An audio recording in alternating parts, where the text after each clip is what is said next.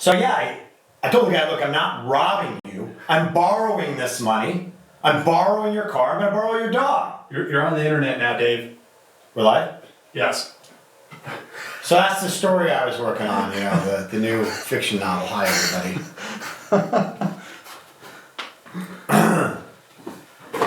The one where you had to get bonded out of prison? Or it's a stand-in for you. It's not really you. It's not me. It's just a character named Dave. Exactly.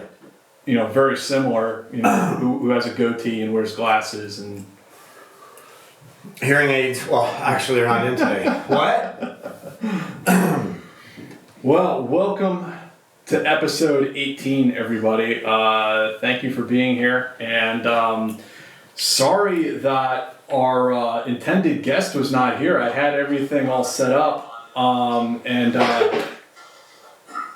be real with you guys. Our guest kind of fucked us. Like, he was supposed to be here right now, and he bailed on us, like, at 3:30. Like, so... The wife said no. And if mom ain't happy, nobody's happy. So, between two disgruntled veterans and the wife, I don't know. Oh, I get it. I get it. But, we scheduled him out like 2 weeks ahead of time, so it wasn't like a surprise or anything.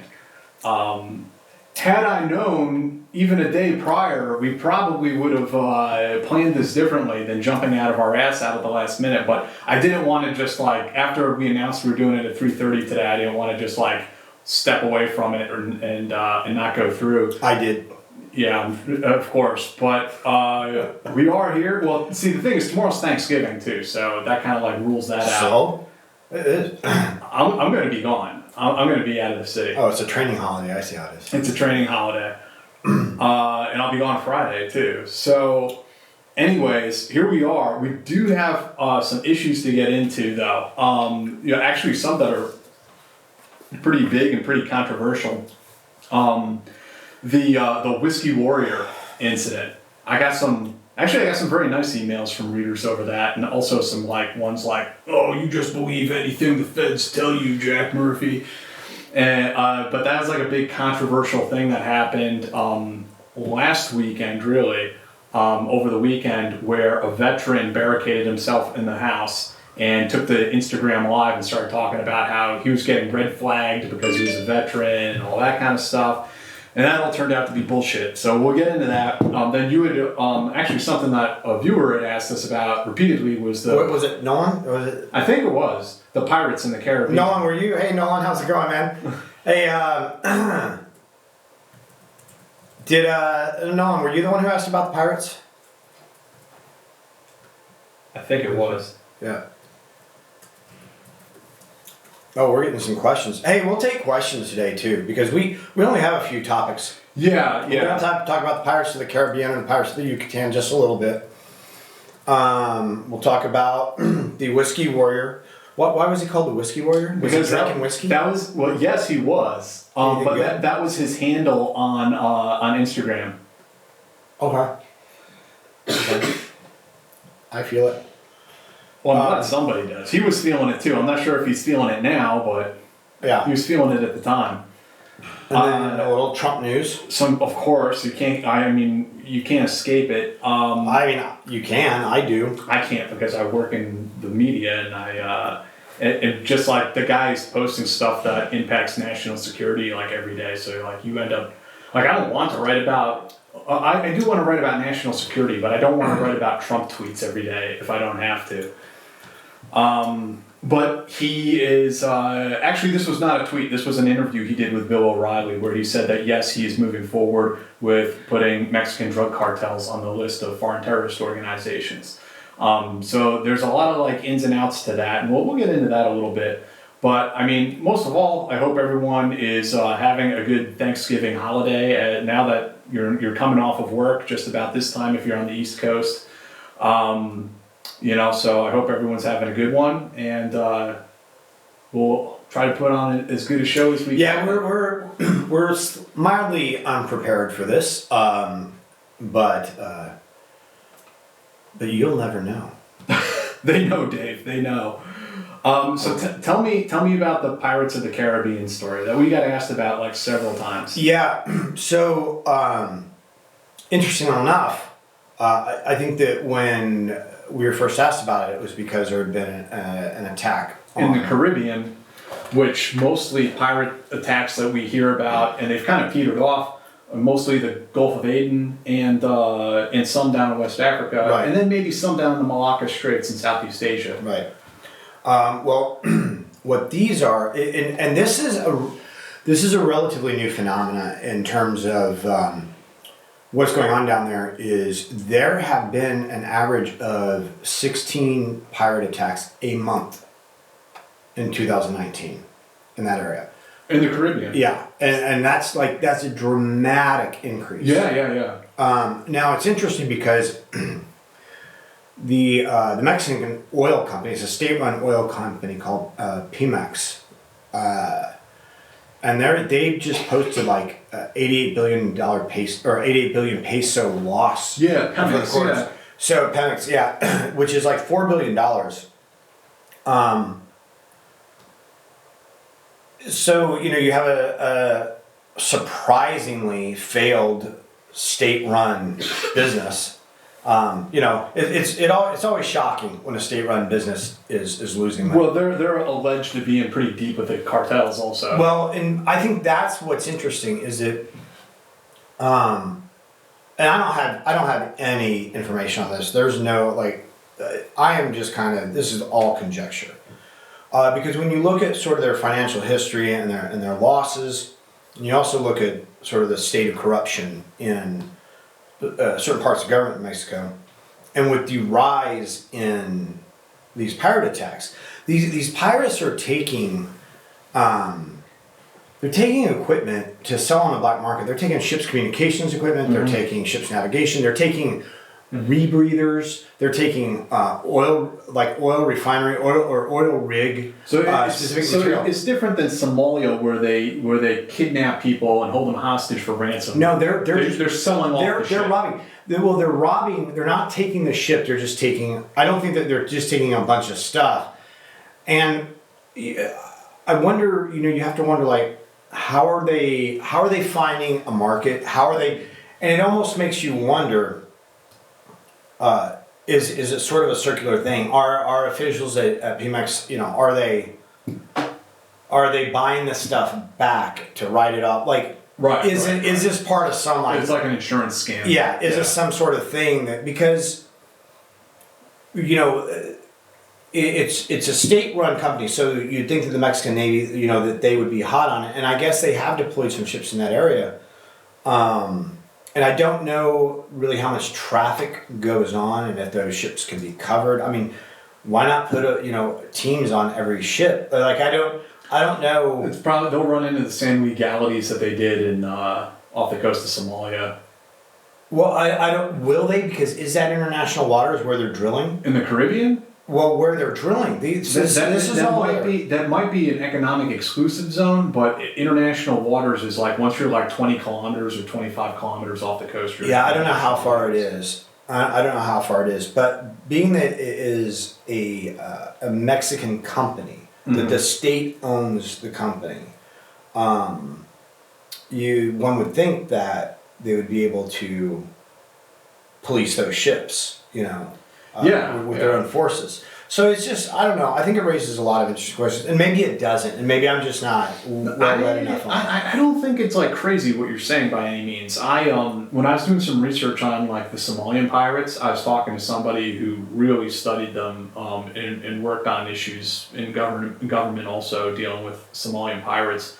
And he brought this up to me at one point. He was like, it's really, really curious that there's a certain point in history where, in the 2000s, where the Somalian pirates were kidnapping people, and then all of a sudden they were kidnapping people on ships, and they were calling directly to Lloyd's of London, and they knew exactly what the upper amount of what they were insured for. Right, I remember hearing about that. They knew what to ask for. Yeah, they knew how much to ask for, and it just raises the question, how in the fuck would they know Right. to request that number specifically unless there was somebody on the inside telling them? Right. And they're running like an insurance racket, that somebody on the inside was getting kickbacks. Right. Yeah. Yeah. I mean, I mean, what else are they going to do? Like, what are they going to do with, Yeah. So, let's see here. You want to hit up the questions? Yeah, let's look at it. Okay. Jeremy's asking about this article I wrote about the smiley face killers, or whatever you want to call them, college students disappearing and being found in bodies of water, which is like one of the weirdest stories I've ever worked on or written about. I don't have any updates to it, but I mean, I know that stuff is still going on. That's like a whole weird subject. Is it exclusive to one state, or is it? No, it's like all across the place, and it's like they pop up in little clusters over periods of time. Is it copycat? Do they suspect it from? I mean, are they killed the same way or drowning? Oh, they're all drowning. And it's like young men, no reason to think they'd be in any kind of trouble. Go out drinking a lot of times, or just go out with their friends. And then they lose track of their buddies, and the next thing you know, they're found dead in a body of water. And there are a lot of accidental drownings. Yeah, why do they suspect foul play? Well, the law enforcement doesn't, because they look at the statistics and they're like, oh, young guys get drunk, and also you have to compile the statistics across all of the United States. But there's this guy Paulides who wrote the books, the Missing 411 series. And he really goes in depth in looking at these cases, and this is the thing. In of itself, some cases of young guys drowning accidentally at night is not at all suspicious. But you start looking at the whole, and it's like a pattern does start to emerge, and some of the cases just don't make sense. It doesn't make sense that person ended up there. Mm-hmm. If you just look at the facts in of themselves, it's like there's something missing. And he uses the analogy, he's it's like at the arcade, that game with the metal claw that comes down and picks somebody up and then puts their body down. Mm-hmm. And he's like, it's like that, because it's there's this huge void. Mm-hmm. How did he get from here to here? Mm-hmm. What happened in that missing time? Mm-hmm. It's this claw just picks them up, moves them, drops them down. Mm-hmm. What the hell? But are they generally drunk when it happens? Some are. Okay. A lot of them are not. And there have been cases where there's one case where the guy actually woke up when he hit the water. So someone actually threw him off the bridge, and he woke up because it was freezing water, and he woke up and stumbled to a hospital. And that's the thing is the people appear to have been undressed and then redressed. There's signs that some of their clothes are inside out and stuff like that. Yeah. Why did they call it the smiley face killers? Because there's I believe there's an NYPD detective named Gannon who he was one of the lead investigators in advancing this theory, and he pointed out that there was smiley face graffiti where a lot of the bodies were found.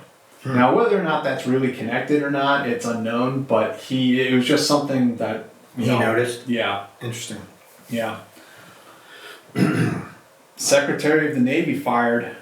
Yeah, he was. He was asked to resign. Yeah. I mean, I don't know. Do you have any thoughts on it, Dave? I mean, the justification, as it read, if that's the truth, seems sound. I mean, he went past, he went past, his commander's back or behind his back and straight to the White House. Secretary of Defense. Right. And undercut him. Right, and straight to the White House. So,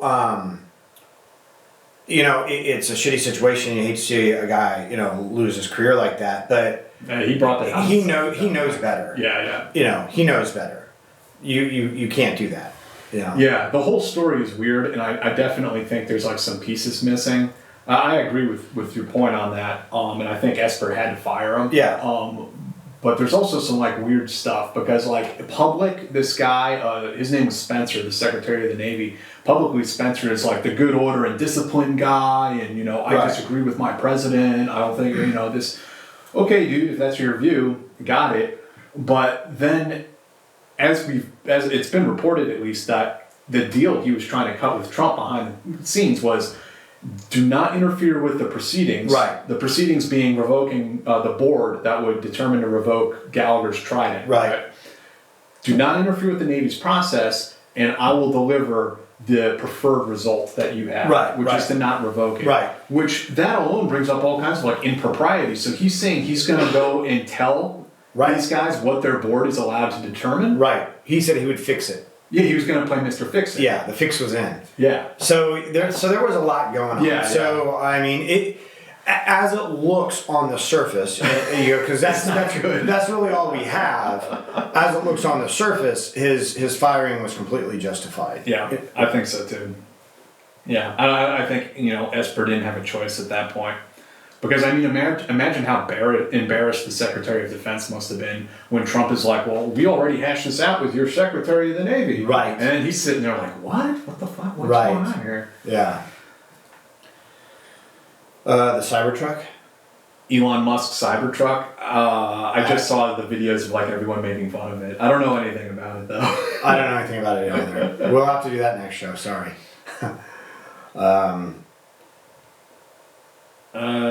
Jeremy's asking, what do you think of The Intercept and Jeremy Scahill in particular?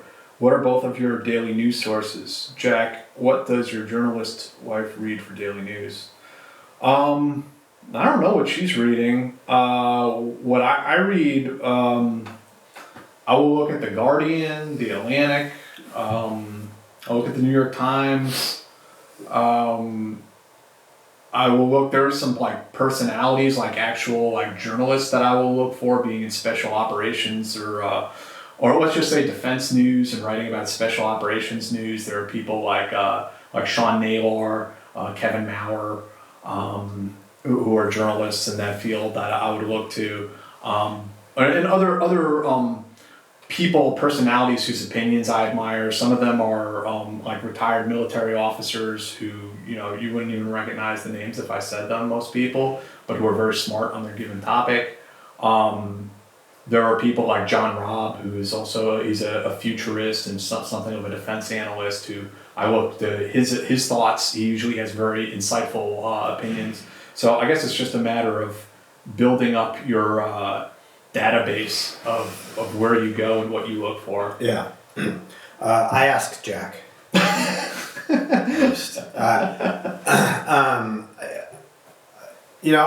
don't know. I just honestly I avoid as much news as I possibly can.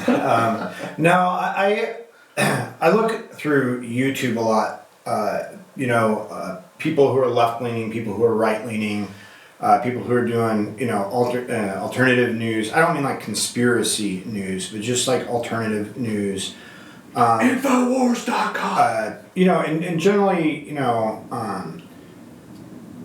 as long as they're referencing their stuff where I can go and look it up and things like that. But like, like Jack and I talk about different things that are going on. He usually has his finger on the heartbeat a lot more than I do. Yeah, well, I mean, it's what my day job is also, is I cover this stuff, so yeah. I have to be kind of on top of it, or at least as well as I'm able to. And as far as Jeremy Scahill and The Intercept, I mean, just like real talk, I think I've met Jeremy like once or twice. I mean, I think he's a good person. I think he has principles. Like he is an anti-war activist, and like you have to know that about him. But he is not like one of those people who like. He's anti-war when a Republican is in office. Like right. He's anti-war when Obama's in office. Right. Like he's pretty consistent about that. So I respect him for that. And, I mean, The Intercept does publish some very good work there, some very good articles. I think I kind of do have a problem with the way they took all those Ed Snowden leaks and essentially they like repackaged the information, commercialized it, and sold it. That's kind of the genesis of how The Intercept started. And it's also funded by this billionaire. It's good work if you get it. If any billionaires want to support this live stream. Yeah, hey, what's up? We're for sale. Hey, George Soros, if you want us to shill for you. We have no integrity. Yeah. But no, I mean, really, That has its pros and cons, right? You know, if they're funding you because they believe in good journalism, but they're leaving you alone without trying to manipulate what you're working on, I mean, okay, it's a good thing. So, I mean, I think The Intercept, you know, you asked me about sources for news. I think The Intercept is worth looking at. They do have, again, that anti-war bent. Like, you're never going to find a pro-U.S. Army article in The Intercept. Like, it's just never going to happen. Now, are they anti-war, anti-military, or both? I'd say both. I think they're just the American establishment and American imperialism. It almost comes out of that sort of like old school, like a lefty hippie tradition. Sure. You know, I mean, I'll watch and read people who are very much on the left as long as they don't spin. You know, I don't mind if somebody has a different idea of what form of government is best, as long as they don't spin. And it's the same as on the right. Like, I'll tell you a very liberal, and I'm not super right either. You know, I'm pretty much a centrist, but somebody who has a political ideology that does not match up with mine at all is Jimmy Dore, Dore. He's pretty. I don't want to speak for him, but from what I've gathered, he's pretty much a socialist, and he's very anti-war, or at least he's very progressive. But he's not a hate monger in any way. You know, he's not. You know, and he doesn't spin. Like, I watch his stuff because I respect what he's putting out, even if we disagree on, you know. Well, things are just so bad now. It's like, an article from the Daily Beast? Really, Jack? Those lefty stooges? And it's like, okay, but where is the lie in that article? Right. You know? And then the follow-up question, what outlets do you prefer to read? They don't know. Right. You know, so. Right. Yeah. Well, the Daily Beast, the Blaze, you know what I mean? Like, if you throw it all together, you'll find find. not even like that far. I mean, they're not like crazy, like, you know, communists or something like that. They have some pretty good work. They're not Huffington Post. Huffington Post can be pretty bad. Yeah. But yeah, I mean, you could be a hardcore communist, but like, are you lying? Right. That's the thing. I mean, I think that's what reporting should be, right? It doesn't matter what your politics are. If you're reporting, you're reporting. It's now, you know, in the age of sort of like media personality, that it's hype. It's hype on the left, it's hype on the right, and it's hard to find the actual truth on that. Chris wants to know if we can talk about tactical vehicles used during deployment. I mean, what aspect? I mean, that's a big subject. It is a big subject, and I have to be honest with you. Like, I haven't been operational for 9 years, so I got out 10 years. There might be new stuff that I'm unaware of, and I haven't been tracking it. I mean, we can talk about what we used to ride in and things like that. Yeah. But let's see. This one dude says, I got back into modeling. Oh, Panders, Pinsgauer, Strikers. I see what it. Okay. Just started on 148th FA-18 Eagle. What is a good airbrush I could buy under $80? You might have a hard time finding one under $80. The one I have is oh geez, why can't I remember is it Blodgett is the name? I'm gonna have to get back to you on that, man. I have a really basic airbrush. I can't remember the name of it offhand. Can you send me a good direction to research the Rhodesian War, books, articles, movies? Oh, yeah, there's a bunch of books out there now that you can, I mean, for the longest time there weren't any out there. But there's everything from Fire Force by Chris Cox. Were most of them written by SEALs? Huh? Were most of them written by SEALs? Thankfully, none of them thus far. Fire Force is really good. We love SEALs, it's just a joke. What else? The Bush War in Rhodesia by Dennis Krugkamp is another one. 3 Sips of Gin by Tim Bax is a good one.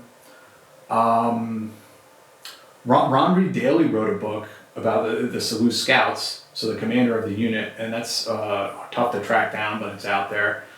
And there's a ton. I mean, if you look on Amazon, there's a whole bunch of like Rhodesian SAS memoirs that have been published and RLI memoirs. that are pretty interesting. Did you do that the Rhodesian tracking school? No. Yeah, it was. Can't remember who was running that. It was a mobile course where I'll recognize. I'll think of the guy's name in a minute. I know who you're talking about. Yeah.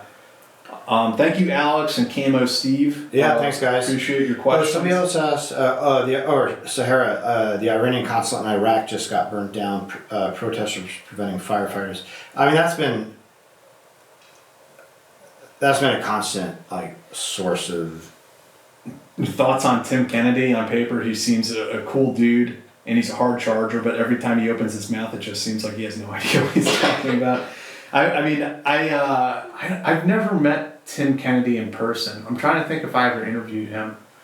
I saw the memes on Instagram. I mean, they're funny. You have to laugh at them because everything with Tim Kennedy, he always introduces himself as I'm Tim Kennedy, Ranger qualified Special Forces sniper. That's the standard intro, and there are all these memes of him now. Where it's I'm Tim Kennedy, Ranger qualified Special Forces sniper, which he is. It's true. He's got a Ranger tat, and he's a Special Forces soldier, and he went to sniper school. But I don't know the guy personally. I mean, he's a UFC fighter. I don't know what he's up to right now, but I mean, I don't know. I wish the guy luck wherever he's at. Yeah, I mean, we've kind of talked about this before. I mean, vets. I mean, we will break your balls. Well, yeah. but also the idea that everybody's got to find a way to make a living after they get out, and anyway, let's see here. I recently found the book you previously mentioned on Amazon. Can you explain a little about the book and how you became involved in its writing? It was Alex. You're welcome, Alex. About the Pirates. Jim, what book are you talking about, man? Just jog my memory there. Mountain Dew. Code Red. Yeah, thank you, Dave Garcia. Thank you, Nightcap.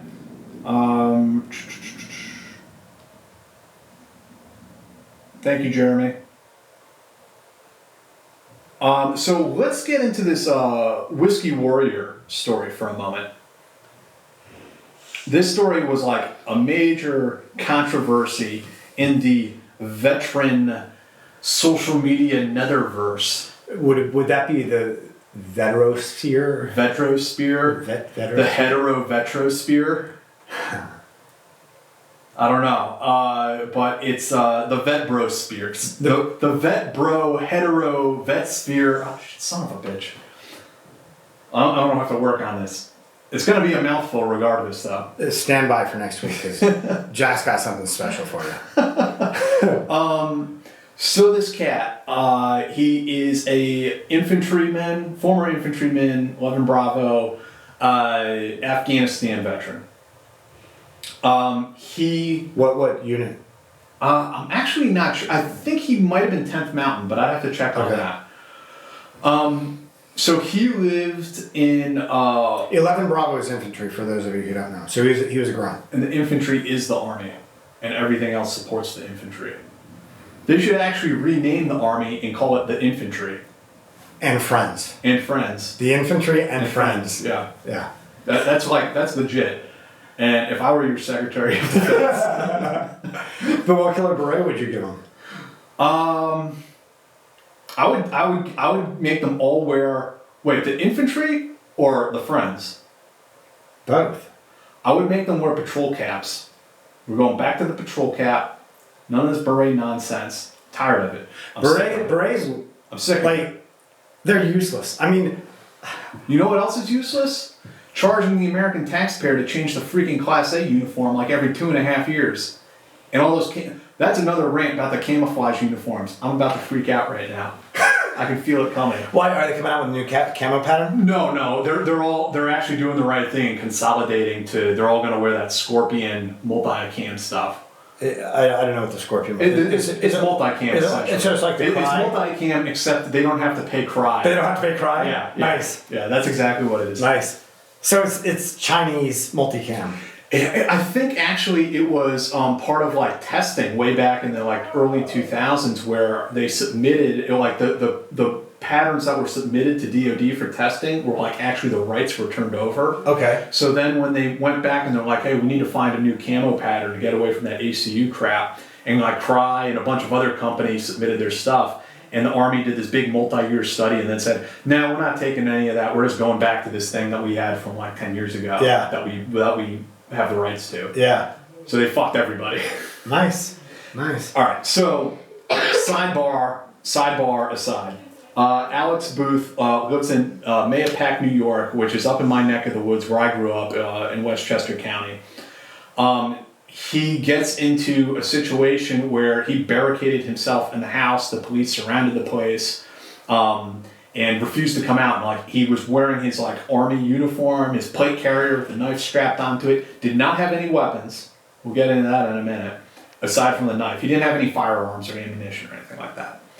And he starts like live streaming on Instagram, you know, like just like while he's drinking a beverage, an adult beverage, we think, and wearing his glasses and just saying all kinds of weird shit, calling the police redcoats and saying there will be blood and all this kind of like crazy shit. Eventually, the police shut off his phone lines and his internet because it was to the point where like he was streaming all this stuff. And like the 2A 3%er people, like the Molan Labia people were like all up in arms, and like I saw this stuff that people were posting. They were like, "This." Wait, did you say Molan Labia? Molan Labia, yeah. Nice. That they were like, you know, this veteran's being red flagged. He needs backup ASAP. Like, so like the police are afraid like some people are going to show up and start shooting at the cops. Sure. It was just kind of like turning into a real mess. But so they killed the internet. And the negotiators went to work. The SWAT team did not have to go in, and he surrendered peacefully. Thank God. So there's no loss of life or you know anything crazy stuff that could have happened. So everyone went like batshit crazy, jumping all over this case. I was able to talk to a source inside the relevant police department about what actually happened there.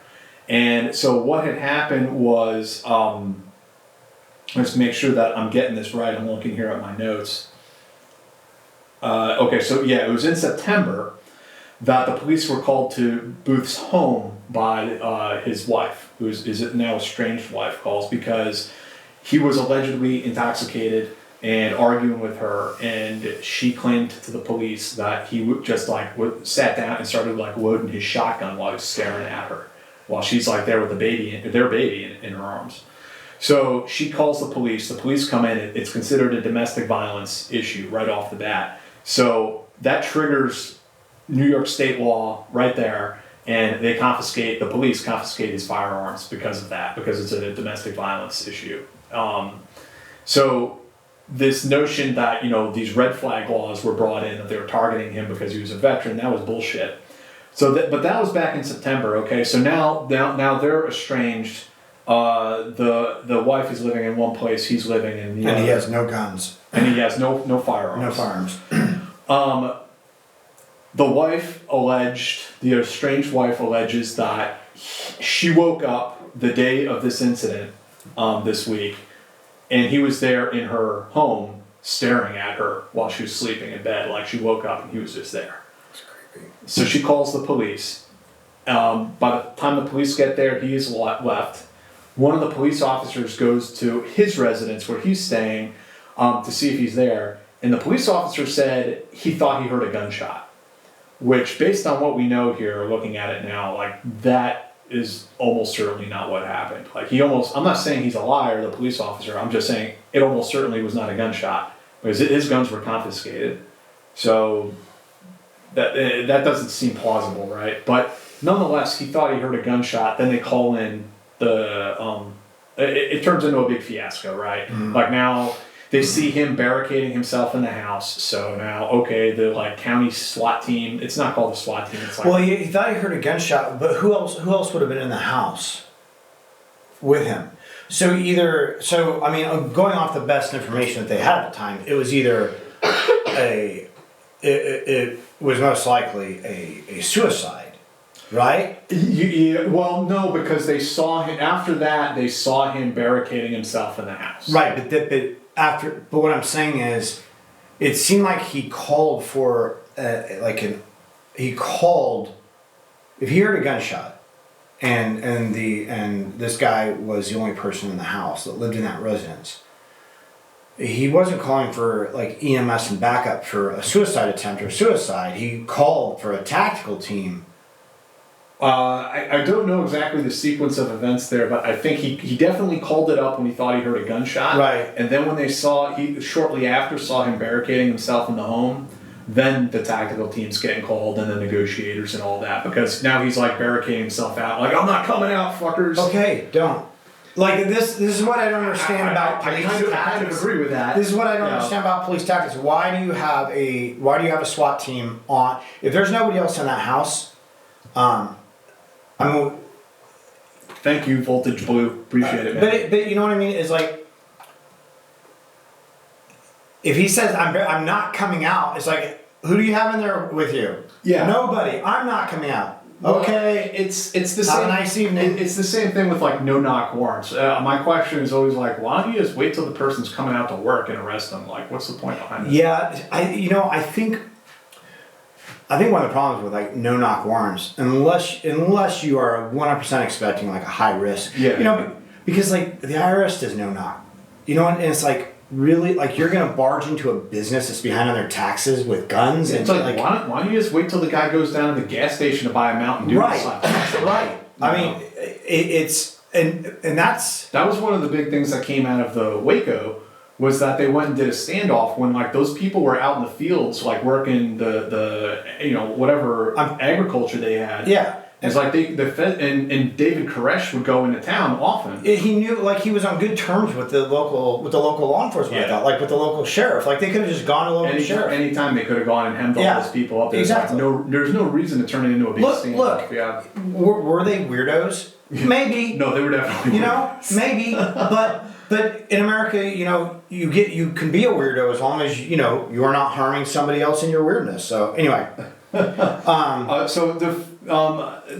the gist of the story. I mean, really, the point that I was getting at there was that like, no, this dude was not being red flagged by police. Right. The police were following what the law is, and that all this stuff stemmed from a domestic violence issue and then violating an order of protection. Right. So, I mean, the boogaloo was not happening here. Right. Like this is not the Civil War 2.0 where you fight the man and freedom rises from the ashes. Like that was not happening here. Right.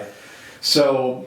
There's a bunch of follow-on issues we could talk about, of course, about veterans, the mental health issues. Right. And the chief of police even said that. Like I'm looking at the quote. He said, "This is a person in crisis, having mental illness, having issues, and he didn't need people on social media telling him that his rights were being violated. He needed help, medical help." Right. Said Town of Carmel Police Chief Michael Kazari. Yeah, there's a bunch of follow-on stuff that we could get into, but we don't really need to in this particular case. But I think there's definitely some teachable moments here. Yeah, yeah. Well, I mean, that's one of the problems there, right? Is that veterans a lot of times are either put up on this sort of altar, where they can do no wrong, but even aside from mental illness, they're veterans were douchebags, and they were douchebags before they joined the military. Just like any other profession in the world, they're assholes in it. And then you have the mental illness side, or the post-traumatic stress or whatever else So anyway, interesting. Jim B asked, Dave, I recently found the book you previously mentioned on Amazon. Can you explain a little about the book and how you became involved in its writing? Oh, that's what he's talking. He's talking about your book. Okay, cool. Are you talking about how to counsel people who have killed other people? Is that the book you're talking about? Because I have 2 books on Amazon, but let me know if that's the book if it's the counseling people who have killed other people. Did we thank David Garcia? I think we did, but thank you again. Yeah, Nightcap and Jeremy and Voltage. Thanks guys. Thanks Nightcap and Jeremy. Thanks. Don't know if you already discussed, but it seems all videos, podcasts that we did with SoftRep have been deleted. If so, that sucks. No, I don't know. I mean, couldn't speak to that. I mean, I don't own any of that stuff, so whatever. Where's our YouTube tip jar button? It's right down below in the comments. Yeah, it's at the bottom of the comments. Arrow button, I believe. No, it's the little dollar sign at the very bottom. You might not see it because it's my account. Yeah. Here. It's at the bottom. Oh yeah, the cash money button at the bottom. Next to the smiley face. Screw the patrol caps. Go boonie. The boonie hats are definitely good for like woodland. Well, here's the thing with the boonie is that I mean, the boonies really restrict your hearing. So. Like all the snipers in battalion at least, we used to cut them down to about maybe an inch and a half, 2 inches, so they're not out. Because if they're down here, then everything's reflected back up, and you can't hear anything around you when you're wearing a boonie. So we cut them down. They almost look like little fishing caps. You see in Vietnam, you take the string that goes under your chin and then you pull it up so that the sides are pulled up like that. Yeah, they did do that though. Yeah. But that's why, because when you're wearing a boonie cap in the woods, you can't hear anything. All the sound is just bouncing around. Farrell Judy's in here. Matt, yeah, he wants to know, do we follow what's going on with the PMC Wagner and any of their contractors contacted you? Also the latest news out of Mozambique and Libya. I mean, I've been tracking it a little bit here and there, reading a little bit about them, but I don't have any additional knowledge about what's going on over there. You definitely have to wonder how, I mean, are they really as widespread as the media is reporting? Is it exaggerated? You know, kind of like the way like the Russian media reports that like Blackwater is in Ukraine, like Blackwater's everywhere, oh my God. You know, I wonder if, our media does the same with these Russian mercenaries. So is that what PMC Wagner is? I've not even... Yeah, Wagner is, it's a Russian private military company, is active in, I believe they're active in Ukraine, they're definitely active in Syria, and now like supposedly in Libya, Mozambique, some other places. They're just doing like static and guard and... In Syria, they were doing combat. Were they really? I mean, they use the mercenaries as frontline troops because, they're mercs. They're mercs. So, they can sacrifice them. Like, they'd send the mercenaries in to do their clearing operations. Right. And then afterwards, like, the Russian special forces dudes would come in, the Spetsnaz guys with balaclavas, and they would do the media interviews and make it look like the military did it. Right. Interesting. Jack, is a strategy in dealing with terrorism possible? Terrorists are spread in different regions with its own unique geopolitics. Yeah, I mean, a strategy, you can certainly have a strategy. We have some semblance of a strategy, but at the end, I mean, you have to have a political strategy, a political solution. Yeah, you have to have a tactical strategy. It's like, the aircraft hijackings that were really popular during the 70s, mm-hmm. They did things to put into those. Of course, 9/11 showed us that they had slacked off quite a bit in that security. But you have to have a tactical level solution for each type of terrorist activity, or because different terrorist organizations utilize different methodologies. You have to have a strategic, and then you have to have. I mean, and I guess the political is part of the strategic, but the big criticism, one of the big criticisms, is that we go around playing whack-a-mole. Right. So like, you can look at it in a couple of different ways, but I mean, I'll say like when I was in Iraq, when we were doing operations, it was like we had this target deck, and like HVT number 1 is a guy who 6 months ago was like HVT 187. Right. So it's like we killed all those guys, right. and it's just like, you're just going around. HVT is high value target. It's how we dex and a target. It just means somebody who's important. A target. You can look at all of these countries. It's like we just go around and like we're whacking here, whacking there, drop some bombs in Pakistan, drop some bombs in the Philippines. Just running around doing this. But okay, they keep coming. Like they keep sprouting up. So we do this without like resolving the core issues that are leading towards people becoming terrorists or using these tactics. So I think that what we are doing in that whack-a-mole strategy is basically like the military just trying to buy time. Like, let's just keep bombing and killing people until a political solution presents itself, or the other branches of our government ideally do their part as well. Well, see, but the problem with that though is that we don't. I mean, there's only so much that we can do. You know what I mean? Yeah, you're being asked to do something. Like there was nothing that we could do about AQ or in Afghanistan except go in and root them out, because we had, you know, what does our, you know, political system do, you know, with Afghanistan? And AQ they're not even Afghani.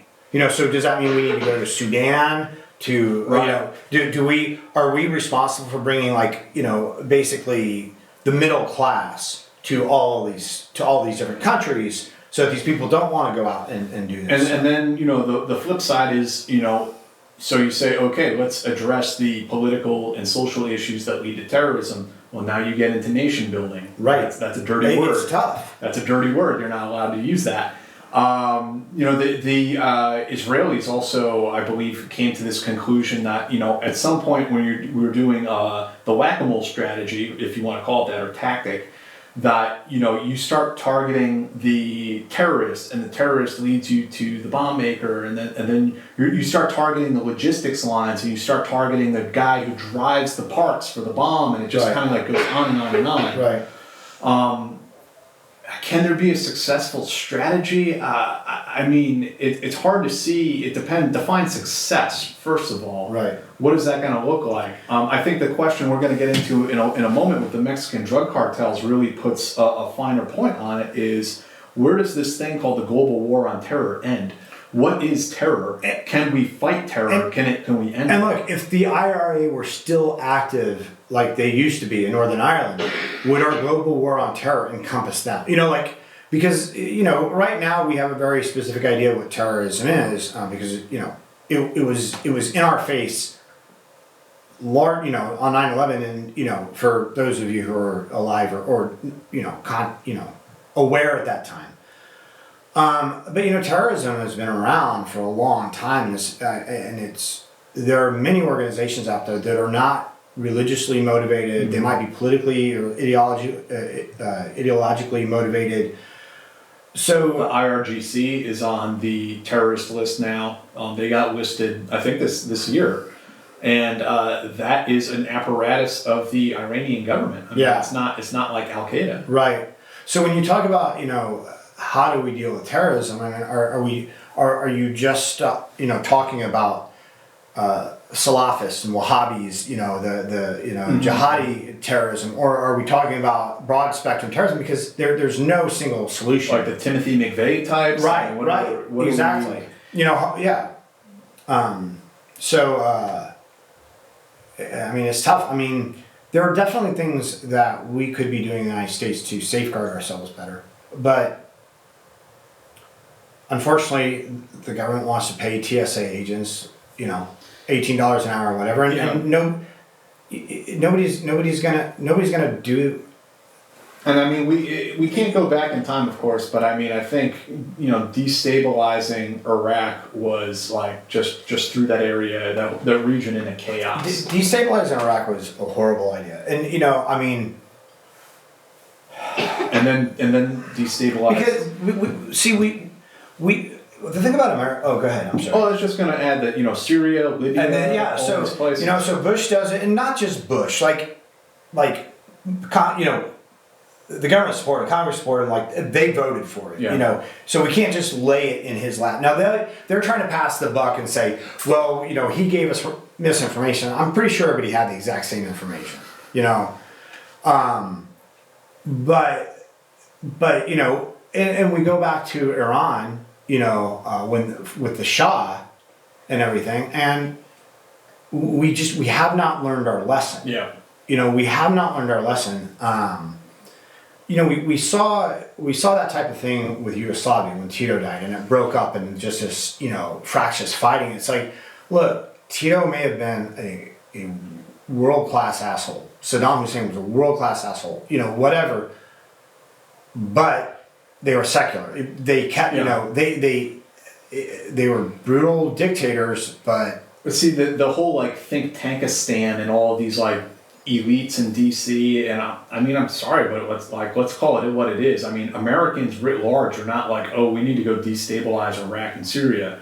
Like that is like an elite DC Right. attitude Right. that they have, that we need to go and do this. Right. And I was making the point, from really early on with the Syrian civil war that, yeah, okay, I mean, Assad is, a dictator, but what is the alternative? If we remove him, the alternative right now is ISIS. Like, is that what we want to do? See, that's the thing that gets me, is that like Clinton and Obama, Hillary, and Obama, like Arab Spring is their legacy. Like they thought that was a good idea. Yeah. Like, give me a break. You go in and you destabilize, these countries that honestly do not want democracy. It's not part of their political genetic makeup. Well, I mean, maybe they do, or some people do, or I'm sure they want a better life, but better life. We go in there and we bomb the shit. It's the whole joke about bombing the shit out of people until they're free, or bombing you into freedom. Right. Like, I'm not sure it works that way. Right. Like in Syria, Libya, all these countries, it's not as if there's like some Thomas Jefferson, waiting in the shadows to like come and take control of the country. There's that isn't happening. Right.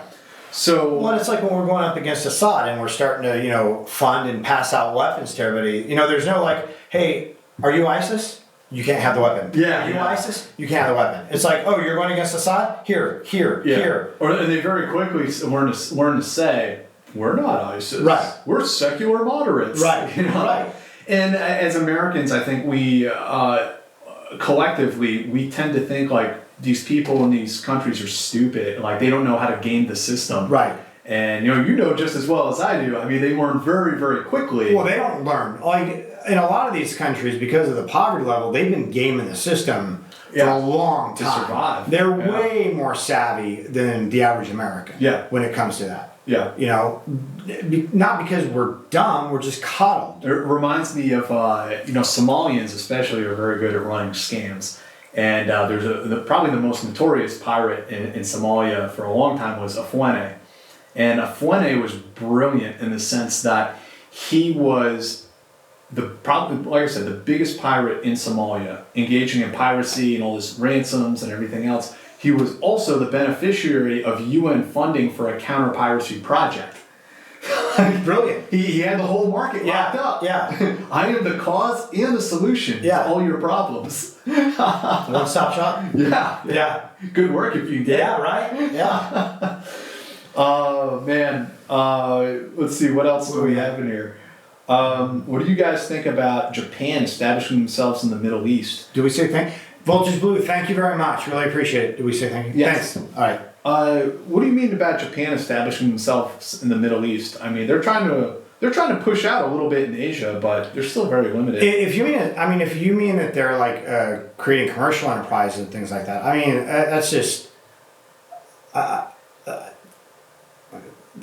not going to hold land. I mean, Frank says my agency does no-knock warrants on drug raids because they want to catch the suspect in close proximity to the drugs. And also because we have so many quote-unquote tier 1 operators on our SWAT team.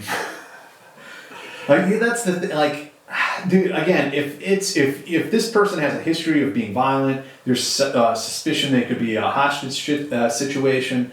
I mean, I have no problem like doing a no-knock raid with the SWAT team. Right, and I mean, if it's a big drug thing, then yeah. But if you're just doing it because like you know cops want to pretend to play soldier on the weekend, yeah, I don't agree with it. Yeah. Japan has sent naval forces to operate out of Djibouti, and it's based in there. Oh, I didn't know they had a base in Djibouti. I mean, that's interesting. But I mean, if you think about it, it's probably a smart move for Djibouti, right? Because it's not. Well, I don't know. But Djibouti's Africa, though, right? Yes. So that's. I didn't know Japan had a. It's the east coast of Africa, by Somalia. Mm-hmm. South. Yeah. South. Okay. I didn't know Japan had a base there. Your thoughts on Operation Eagle Claw involving airfield seizures and AC-130s flying over Tehran if it wasn't canceled? Sounds like something that would be unthinkable today. It kind of is unthinkable because of where their military is at today. But I mean, back in 1980, surface-to-air technology is much different now in Iran. They got like the Russian like S-300s, S-400s, like all kinds of crazy shit. Yeah. Also, we have to contend with like, if we do any kind of like hostile military action, like the first thing Iran is going to do is lob ballistic missiles across the Persian Gulf into the Saudi oil fields. So, like nowadays, there's just all kinds of stuff we'd have to contend with. But 1980, yeah, there was a plan to basically take that city apart. Yeah. What's the book? Killer Elite. Yeah. That book really goes into detail about like the planning for Desert One. Crippled Eagle is another book. The Rod Lanahan book. That's like a must read if you're interested in how American counterterrorism got started. Any info about those alleged 200 Wagner troops being killed by U.S. airstrikes in Syria a year or two ago? I mean, I don't have any additional information about that incident in particular. I just remember it was like these guys were moving in on an American operated FOB in Syria, and we used the hotline. Our government used the hotline. That's right. They called up the Russians. Yeah. And we're like, hey, are these your boys? And they were like, nope. We're like, okay. And just partied the shit out of them. Yeah. Yeah. There was a time, think about like how crazy and how much the world is changing, that like there was a time where there was this thought like that if American and Russian troops came to blows, it was going to trigger nuclear World War III. Right. That if two nuclear powers fought each other, that they would launch nuclear weapons. Right. And now here we are in a non-nuclear, bizarro World War IV. Yeah. Well, I mean, nobody wants that. We started the whole mutually assured destruction policy, and unfortunately, it's effective. And these were troops that are they were intended to be deniable, and neither the United States or Russia have anything in that country that can be critical for us. Right. It's I would argue that America has no national security interest in Syria. Yeah. The Russians, kind of. Yeah. Syria is a client state. They have a port in Syria. But if Syria fell, is it something that Russia's willing to go to war over with America? I don't think so. Right. I don't think so. So yeah, it's interesting to see a lot of these things that we used to think were impossible have now come to pass. How is Saddam secular when he gladly worked with jihadis and was offering suicide bombers in Israel families $25,000? Because he's an opportunist. He was an asshole and an opportunist. But he was a Ba'athist, he essentially a communist. Yeah. He pretended to be a Muslim. In fact, he claimed to be. I can't remember now if he claimed to be descended from Muhammad or claimed to be descended from Solomon. He claimed to be descended from somebody in Saddam. Yeah. I bet he made some claims about being descended from Nebuchadnezzar or something. It was somebody. Well, yeah, it was somebody in either the Old Testament or the Quran. And most of the people, a lot of the people in the Old Testament are also in the Quran. But did he use Islamic ties or Islamic sympathies? Yes. Was he himself, was he trying to start an Islamic caliphate or a theocracy or anything else like that? No. He was just a dictator. He wasn't, if you look at Iran, they are a theocracy in Iran. Yeah. You have the Ayatollah, you have these religious leaders running it. Saddam was only a religious leader in the way he was a general, which is ceremonial for the pomp and circumstance and sort of the bona fides of that. So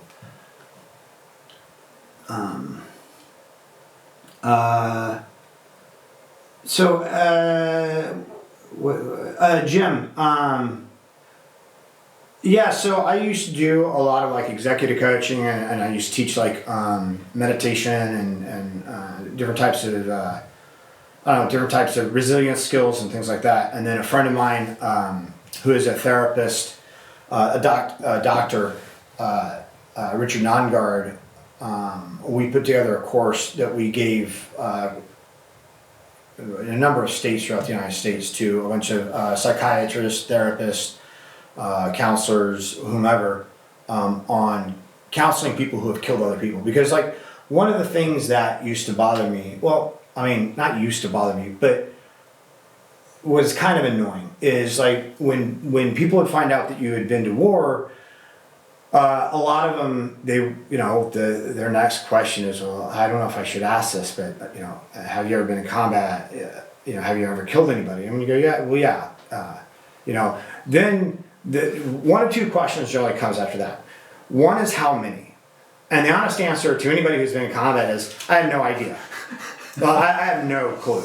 Like maybe a sniper who sat on an OP and then you might have no fucking idea. But when you're in firefights, everybody, like, you have no idea. I mean, guys hitting a target, guys will argue about who got the guy on the northwest corner. That's the honest answer right there.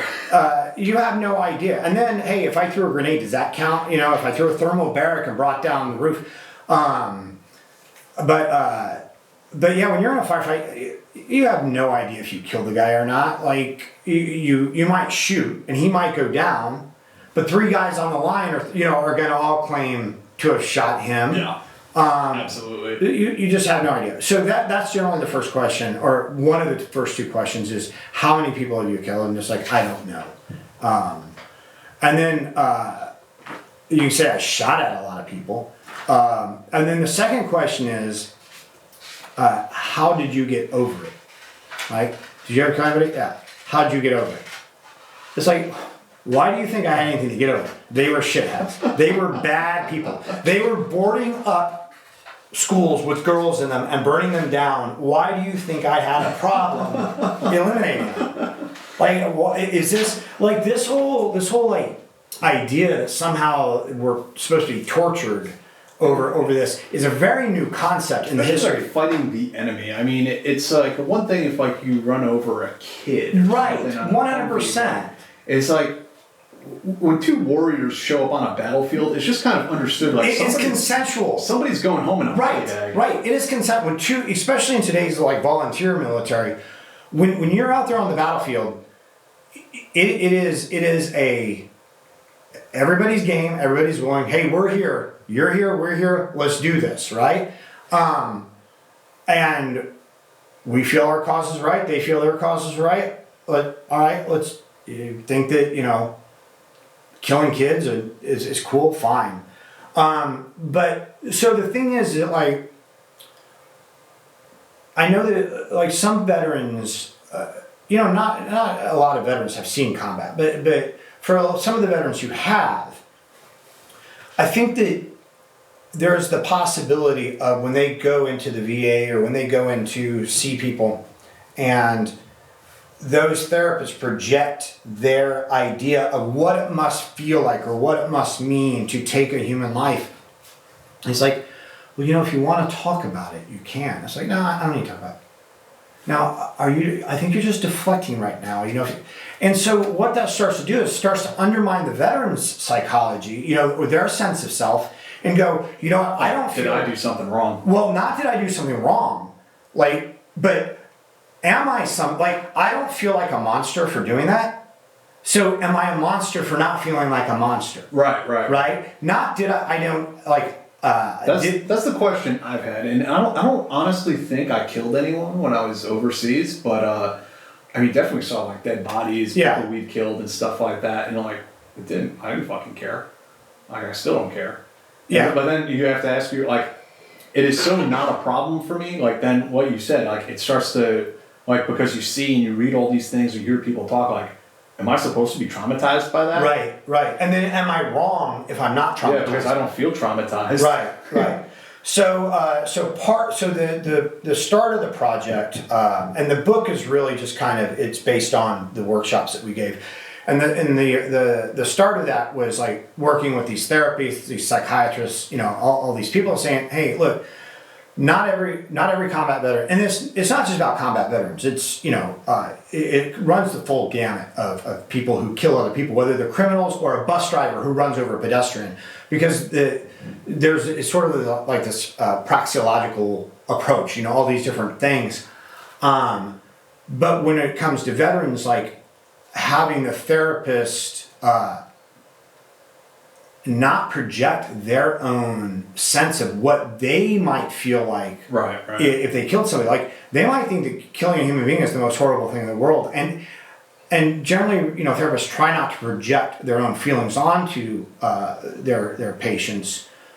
But when it comes to killing, they just sort of assume it's this universal feeling that this is just how people feel about it. That this would be like this huge traumatic event. Right. Yeah. And again, that's something that's new in history. Like, you go back through the warrior cultures, and I'm not saying, warriors, the Vikings, the Romans, whomever, the Gauls, whomever didn't get post-traumatic stress, but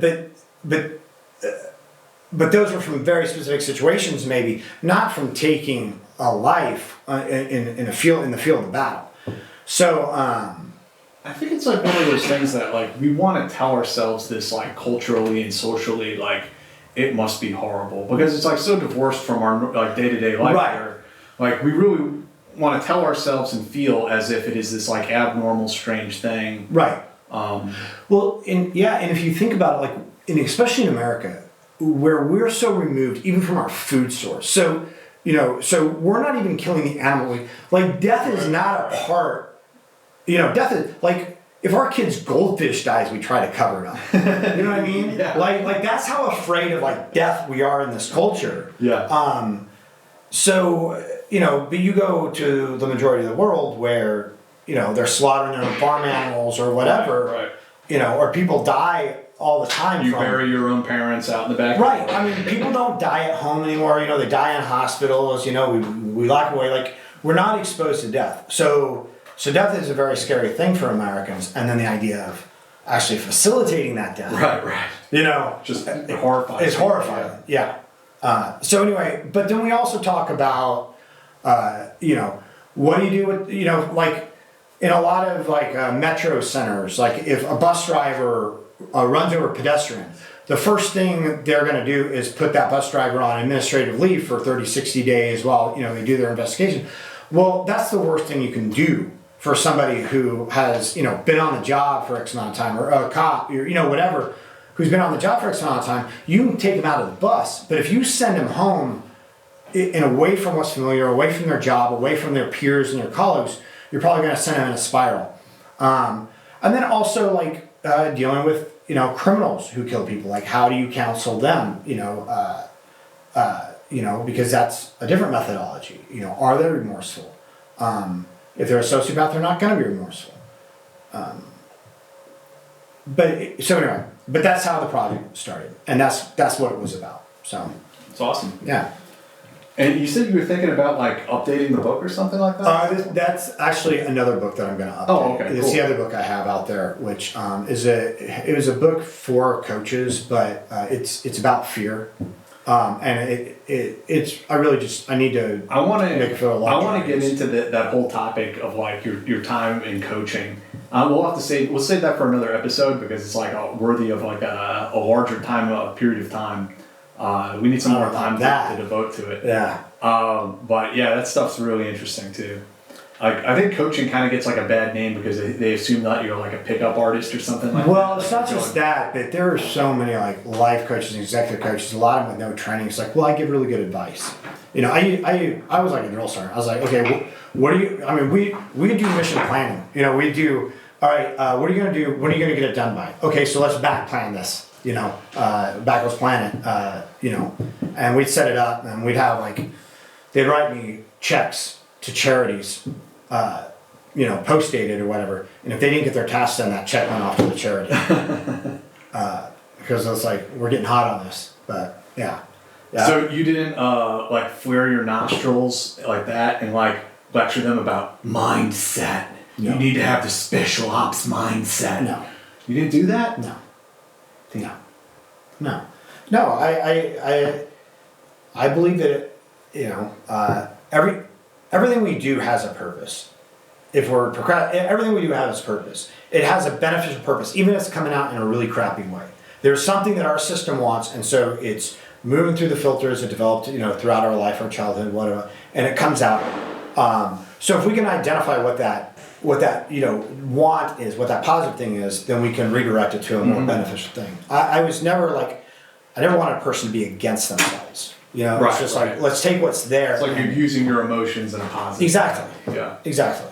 So yeah, it was more about recruiting, you know, the whole person instead of like, instead of trying to get them to do something that was outside their pattern that you're setting them up for failure. Yeah. Unless you're like an extremely well-disciplined person, you're not going to be able to make that like hard right turn. Right. Yeah. Or, you know, or if you know, have a strong enough reason or whatever, but most people aren't going to do that. And so that's the primer you have to work in. So anyway, sorry about that, guys. No, that's good, man. I want to get into that on another episode, get a little deeper into that subject. Chris is asking about thoughts on Det K. I mean, I wrote like literally like a 23-part series about Det K, Special Forces Detachment Korea. You can go search around, you can find it, it's out there. What do you mean no national security interests in Syria specifically? Does the anti-Iran strategy not factor in? Aha. Well, that's what it is, isn't it? Like, Syria is all about Iran. It's not really about Syria. Now, what are our national security interests in Iran? And because all of this is vis-a-vis Lebanon too. It's not. Syria is about Lebanon, which is about Iran. Right, and that's sort of. I mean, it's not quite the same, but it's sort of like saying our interest in Vietnam is anti-Chinese, you know, or I mean, it was anti-communist or anti-Soviet, but I mean, it becomes a slippery slope because then then we have to go everywhere, right? I mean, we have to go everywhere where there's a country operating against us that we want to contain. It's a hard question. And I mean, do we go there with military force? Right. It's not just like we're going there to have like an embassy. Like we're going there like deploying troops. Right. And the thing is it's one of those things that a lot of presidents have failed at this. You know, if you put troops on the ground, you're either setting them up for slaughter, or you're prepared to escalate. So if you send one soldier in there, you have to say to yourself, are we prepared to lose this soldier and not do anything, or are we prepared to send in a brigade if we lose him? You know, the problem with, you know, I think with Vietnam, maybe Korea, well, definitely Vietnam and, you know, Somalia and, you know, a lot of these other things, is we've never really known what we're willing to do. And so things happen, and then we're sort of like, oh, well, what do we do now? Because we never had a plan. Right. It's like that in-between, you know, low-intensity conflict. Like, we want to be there so that things don't get totally out of control, but, like, how much do we want to be there? Right. Like, do we want to, like, Vietnam be there or, like, Grenada be there? Right. You know? Right. It's sort of like, you know, if you hired an off-duty cop, you know, as security at your party, it's like, does he let stuff go down or does he intervene? And then if it starts to rise up, does an off-duty cop shoot somebody at your party because things got out of hand, or does he call in the whole police? Where it's like, you know, it's one of those things that that's probably not a good example. It kills me seeing like all these vet bros on the internet and like their only answer to any foreign policy thing is like World War II level combat. Like, oh, something happened in Venezuela? We need to deploy the entire U.S. military, turn that place into a parking lot today. It's like, dude, calm the fuck down. But like, if you want to turn a parking lot, you don't need the entire U.S. military. Oh my God, like every single thing. Halliburton can pave it. Mexico, turn it into a parking lot, chain down them right now, let our boys off the chains. It's like, are you retarded?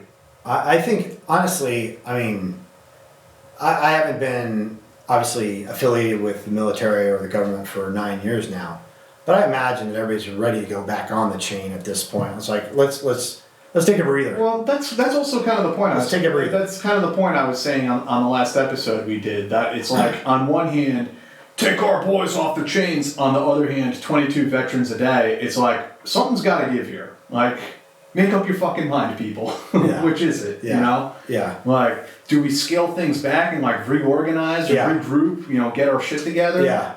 Or are we just like full blown like? Is it perpetual war? We're so autistic that we can't do anything other than just continuously deploy troops all around the world forever, And if we're doing that, like those people who go on those little like social media rants about taking our boys off the chains, like, is that like the only way we identify ourselves? And are you saying that because it makes you feel tough? Like, do you really think it's a good idea to go and wage World War III on the world right now? Right. Or are you saying it because it makes you feel good inside? Right. Now, if you just want to go and drop bombs on countries to make yourself feel tough, because it's like some sort of self-gratification, that's like the worst reason to go and wage war. Right. Like, that's not the reason. Like, you wage war because it accomplishes national security objectives, or it keeps us safe, or it does something. But that does nothing. Yeah. Other than make you feel good for a little while. Yeah. Well, it's not just vet, bro. I mean, I don't know. Like, I don't know who, like, what that roach. Like, I don't know. I'm gonna start forwarding you stuff, Dave, so you can share in the misery. Yeah, but it's not just vets. I mean, look at when Trump. I mean, when Trump decided not to bomb Iran. I mean, both liberals and conservatives lost their minds about that. It's like, why are we bombing Iran over a drone? Mm-hmm. Are you kidding me? Like, are we ready to go to war over a drone? Yeah, no, you're absolutely right. They're different groups of people, and they legitimize war through different means. Yeah. Like, so with the more right-leaning people, you see like the jingoism and the like patriotism, the flag waving, the American Eagle. People on the left, it's more like, we need to stay in Afghanistan for like women's rights. You know, we need to go invade Iran because of the gays. We need to protect the LGBTs, and you know, all this kind of like the war. They have war rhetoric. It's war propaganda, but it comes under this guise of like, we're bombing you to freedom. That kind of thing. Right. And like both of these ideas are just crazy, and you see it with these presidential candidates. Like the one you really see it. It becomes very, very stark. Any presidential candidate that speaks out against the war is like, hey, we need to dollar Tulsi Gabbard is like hammered by the mainstream media. They destroy anyone who says stuff like that. Tulsi Gabbard, a combat vet, combat medic, war veteran, says, yeah, I think we need to end the current cycle of global war. And even the liberal media crushes her. It's just like rabid, like nutty stuff that they come out with. Like, that is the one thing you are really not allowed to say. Like, you are not allowed to say end the wars. Crazy. Scale it back. Crazy. And look, I'm not anti-war. I think war can accomplish great things. I mean, you look at World War II. There's a time and a place. There's a time and a place for war. But it doesn't need to be all the time in every place. I'm just saying, Yeah. So, I mean, you got to pick your battles. Our young men and women are resources to our future. They're human beings. They're people. Like, you send them to war, some of them are going to die. Sometimes that's acceptable. In some situations, that's absolutely acceptable. In other situations, maybe not so much. And our military is having a real problem with readiness right now. Readiness is like this all-encompassing phrase that means everything and nothing. But they are having like manning issues, retention issues, recruitment issues, that sort of stuff. What was the follow-on comment to that I wanted to get into? I'm sorry, but I lost my train of thought on that. What I wanted to say is big picture is that as a country, America, we're trying to counter Russia, China, Iran, and then on the peripheries of that, North Korea and the global war on terrorism. Right. So again, it's like pick two of these things. And see, here's the problem: is that this isn't like countering the Axis. This isn't like countering, the Soviet Union or communism. These countries aren't affiliated. These countries are generally non-affiliated. They're not. The only thing they're affiliated on is anti-Americanism. Right. But like there's not like a single thing we're standing against. So we're not like waging this Cold War against one entity across the board. We're waging against multiple entities, and each one takes resources. Each one takes a different methodology. Exactly. So, and then, so when people start talking about like, oh yeah, we need to go to Venezuela, we need to go, like, now we can get into it a little bit. Yeah, let's go to, Before we get into Mexico, I just want to give shout out to Artard and I don't know what that name is. You got me saying some weird slang phrase that I don't know what that means, but he made a very generous donation to us. We really appreciate that. And on that note, we kind of hit the halfway mark on our funding. Halfway, we are halfway to paying our rent on this place. So we wanted to thank everybody who. First off, thank you to all of our Patreon supporters. We really appreciate you guys. If you're not a Patreon supporter and you would like to be, $1 a day, whatever, $1 a day, $1 a month, whatever fits your budget. The Patreon link is in the description underneath the video. Yep. You can always throw your questions up here with the tip jar or the super chat, I guess it is. Mm-hmm. And please hit the like button if you're watching this and you like it. We have a downvote, which I think we get a downvote every time we say something mildly like something. When we make fun of seals, I think we. Oh, is that what it is? I don't know, and maybe we just suck today. I don't know. But I noticed like the last few times, like it comes up around that time when like we love you guys, like it's. We should just do like a whole like seal rant like for a whole episode. No, seals, like I've known some great seals. I really have, honestly. Yeah, so have I. Yeah. You just don't see them so often because they are like actual, the quiet professionals. They're not out there doing crazy stuff all the time. So anyway, we're gonna get some more downvotes. Yeah, but please like this video. It helps us out a lot. Subscribe, and hit that bell for notifications that you may or may not get because YouTube just But anyway. So thanks for all the people out there who've been supporting the stream, and even if it's like $1 a month, all that stuff kind of adds up. And some of you, quite a few of you, are chipping in like $10, $15 a month, which is like a Netflix subscription or something. So. We really appreciate that, and it's literally going towards the rent and keeping this place going. Yeah. So we're meeting our first funding goal, which once we meet it, that'll sustain us, and we'll be able to we won't be in danger of going out of business. Right. Yeah. Our first funding goal is $800. $860. $800 for the rent, $60 for the Lafroy. For the internet service. All right, we'll buy her on the Freud. And then some of you guys have just been very generous. But anyway, appreciate all you guys coming by and hanging out. And I'm sorry that we didn't. We're supposed to have an in-studio guest this episode. I'm sorry that kind of fell through, but thankfully the world has plenty of crazy stuff going on for us to cover on any given week. Yeah, we thought this was going to be like a 30. We didn't really have much to go over, but apparently we can just talk. Apparently. Jack and I can just run our yaps. I have a big mouth. Me too. Mouth. Yeah, we just run our yaps. Mexico. Especially when the cameras are on. Because like you know me, anybody else who knows me realizes I am not this talkative normally. But you turn the camera, when you're on, you're on. So now I can definitely run my mouth when we start doing this. Your hair looks good today. Did you put product in? No, there's no. What it is that I do not have a haircut. I haven't had a haircut in a while. So like I just have like really like abnormally long wavy hair. Yeah, no, it looks good. It's kind of like that 70s. We got some.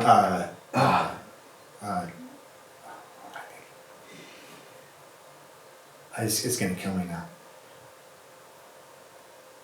Hawaii Private Detective. Magnum PI. Thanks. The wavy hair? Yeah, I just need the Saddam stash. Exactly.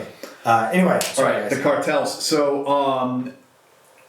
Trump tweets, we can't get away from it. A while ago, and we talked about it on a previous podcast, if you look a few episodes back, we talked about the LeBaron family, Mormon family, dual nationals down in Mexico. They got killed in a cartel ambush. Pretty sure it was the Sinaloa cartel. And in response to that, Trump was tweeting out like, we need to go to war with the cartels. Sometimes it takes an army to fight an army. This kind of language like, holy shit. Like, are we going to war with Mexican drug cartels now? So I wrote like a whole article about, the ins and outs of what that means and how it would or would not work. But then yesterday, I think it was, there was an interview released that he did with Bill O'Reilly where he said, I'm working on getting the drug cartels designated as terrorist groups, meaning that they'll be put on the FTO, the Foreign Terrorist Organization list that the State Department has. You can go look it up and see all the terrorist organizations on there, and that just puts those organizations in a specific legal framework. Right. As far as like terror financing. Right. That doesn't necessarily mean that like we're going to war with. Yeah, that doesn't mean he's going to launch, Delta Force or anything like that. But it gives the government the power to go into their banking, to go after certain aspects of them, to close off that. It would open up the door to military action. Sure. But it is a bit more complicated than just that. Right. The authorization for the use of military force that has passed after 9/11 has been basically used to legitimize military force being used against terrorists all over the world. So like it was initially for Al-Qaeda. If you go and look at it, I mean, it was like Al-Qaeda in Afghanistan, it was operations in Guantanamo Bay, it was like a couple of those things, associated things. But now, I mean, if you go and look at it, Syria is on there, Yemen is on there, Somalia, Libya, Iraq, Niger, Cameroon, Philippines. I mean, AUMF has been used to legitimize like the entire global war on terror, essentially.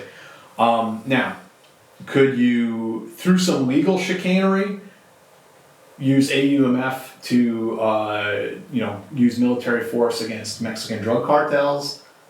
I don't know. I think that it would be challenged in the courts, but we've seen some interesting things done where laws have been bent. So. Well, I mean that's true. I think one of the differences here is that you look at the Philippines. I mean, we have a status of forces still with them, don't we? I know we closed down our abilities. No, we definitely have a SOFA with them. Yeah. So the difference here is that unlike Philippines and some of those other places, is we would be most likely entering a sovereign country without their permission, doing operations against.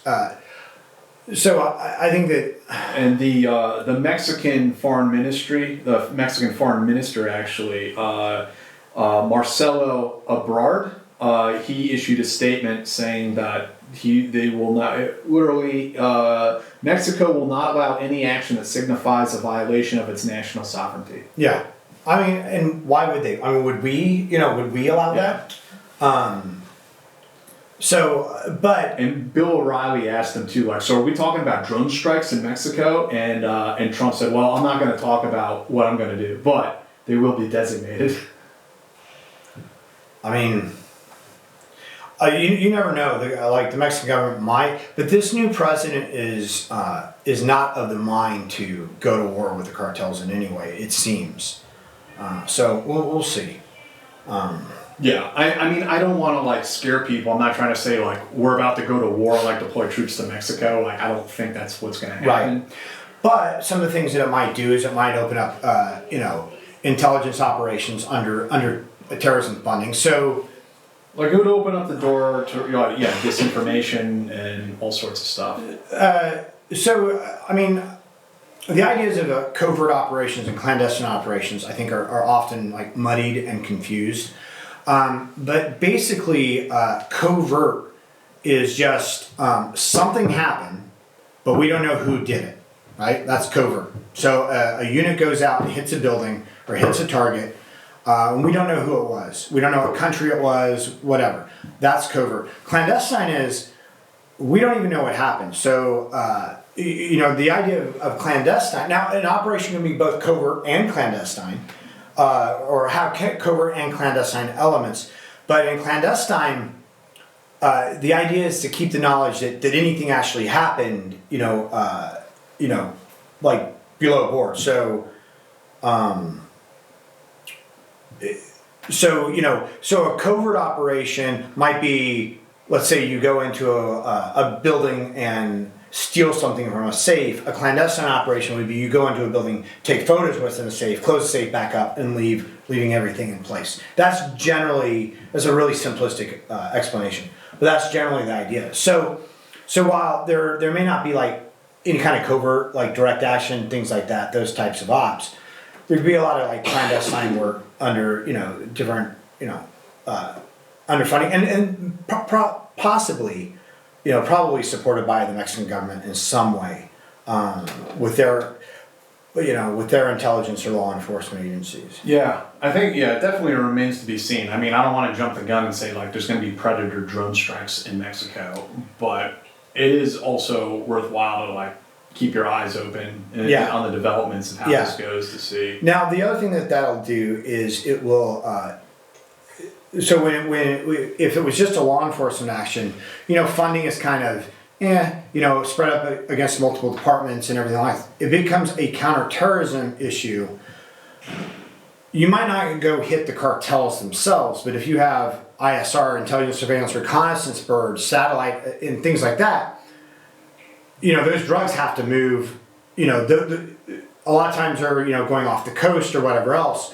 So now you have more money and different authorities to go after them when they're not actually on Mexican soil. Also, I imagine so. Yeah. Well, we'll see. I'll try to keep an eye on it and see what happens there.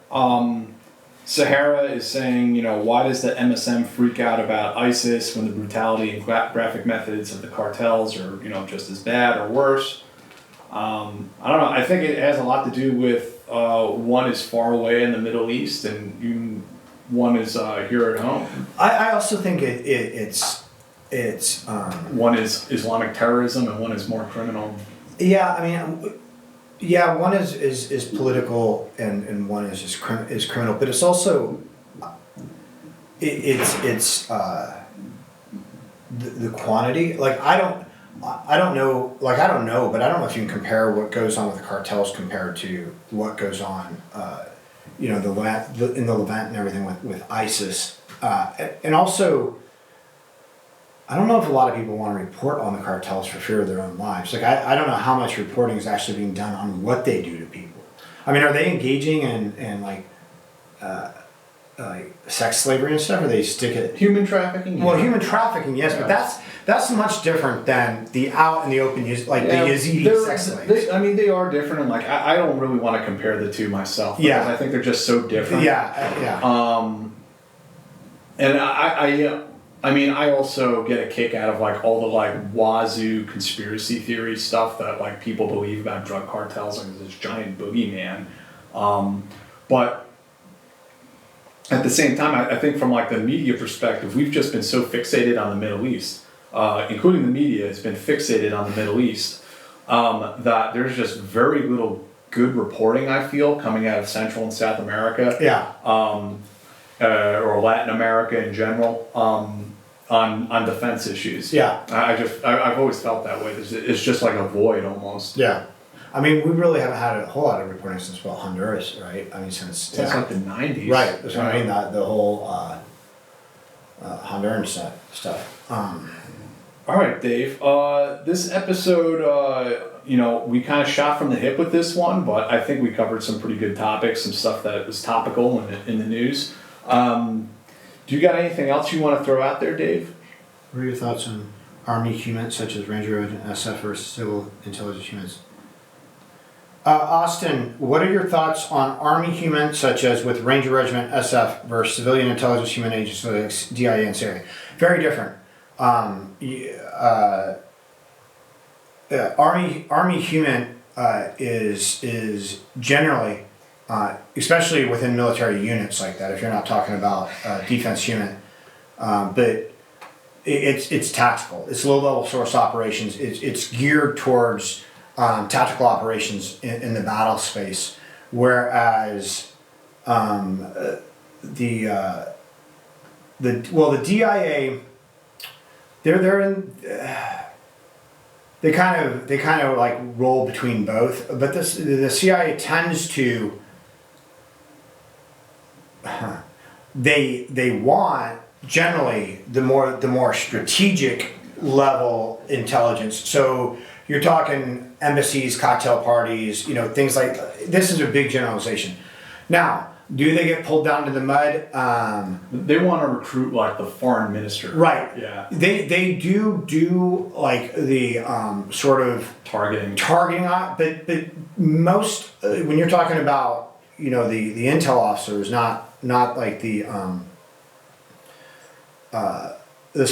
special operations folks, but when you talk about just the intel side, a lot of them did not care to be like in Iraq and Afghanistan because it's really not, it's not their job in a way. You know, they train for strategic level intelligence that is of national interest. So whether that's commercial or scientific or political or whatever, you know, they're supposed to be talking to Iranian engineers from their nuclear power plants, or, you know, I was going to say Soviet diplomats, Russian diplomats, or,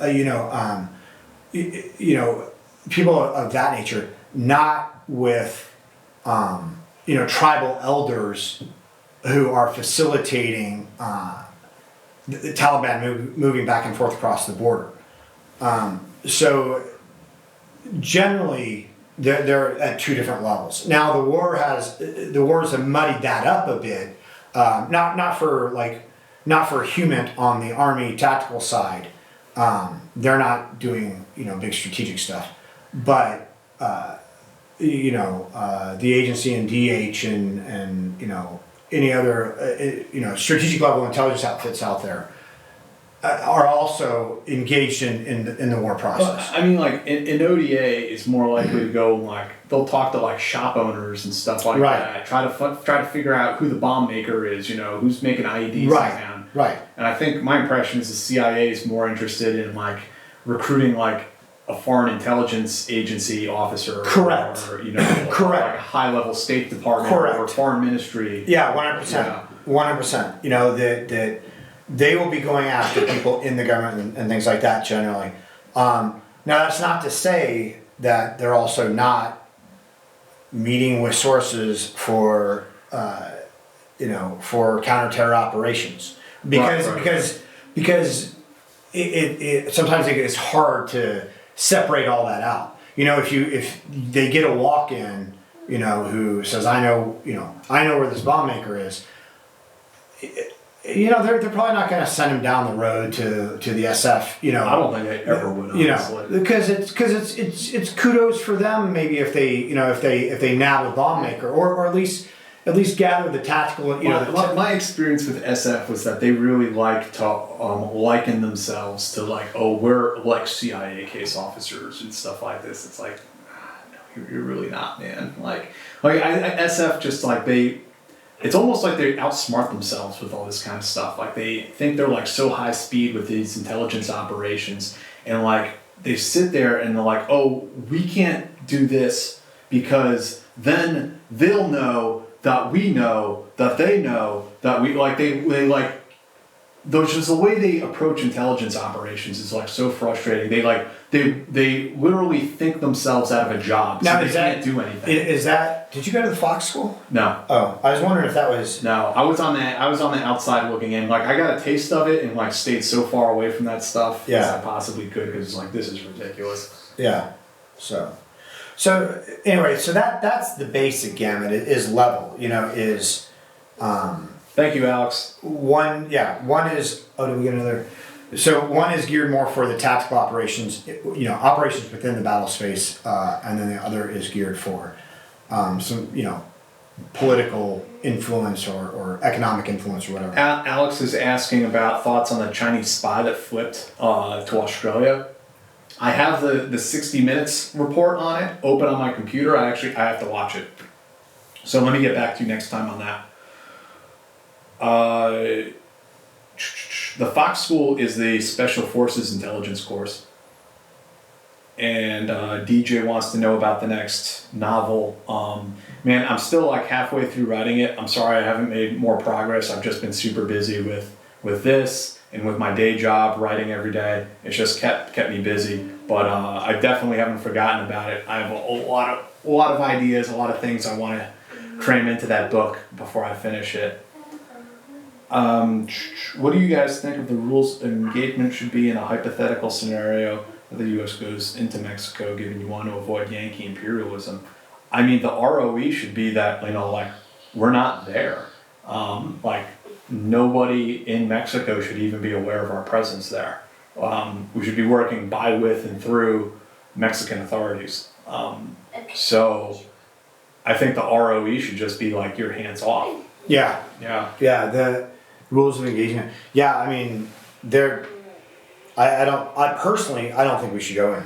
I mean, in any capacity, unless the Mexican government requests it and has a very like a very specific need, like why are you calling U.S. special operations teams to do this, or U.S. Intelligence assets to do this instead of your own people? And if it's a matter of training, then we should provide the training and not the actual manpower. Yeah. I had somebody who's a retired special forces guy who's, I guess you could say he's an expert in Latin American affairs.